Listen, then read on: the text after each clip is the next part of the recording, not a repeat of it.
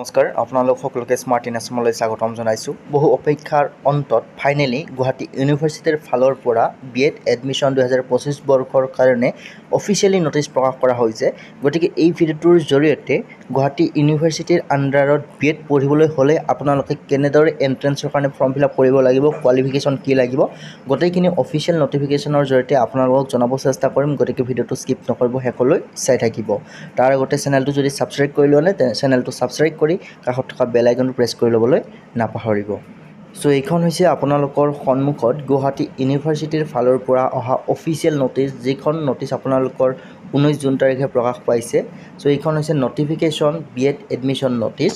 So ইয়াত উল্লেখ কৰা আছে BEd entrance test GU BEd CET অৰ্থাৎ common entrance test is schedule on 20/07/2025 অৰ্থাৎ জুলাই মাহৰ 20 তাৰিখে আপোনালোকৰ BEdৰ এণ্ট্ৰেন্স এক্সাম অনুষ্ঠিত কৰা হ'ব।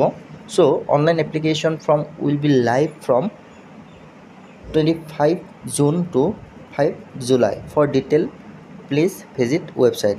অৰ্থাৎ আপোনালোকৰ যিহেতু BEd এণ্ট্ৰেন্স এক্সাম 20 জুলাই তাৰিখে অনুষ্ঠিত কৰা হ'ব, তাৰ পৰিপ্ৰেক্ষিতত আপোনালোকৰ অনলাইন এপ্লাই কৰিব লাগিব। আপোনালোকৰ অনলাইন এপ্লাই লাইভ হ'ব 25 জুন তাৰিখৰ পৰা আৰু লাষ্ট ডেট হৈছে 5 জুলাই। অৰ্থাৎ আপোনালোকে 10 দিনৰ ভিতৰতে অনলাইন এপ্লাই কৰিব লাগিব।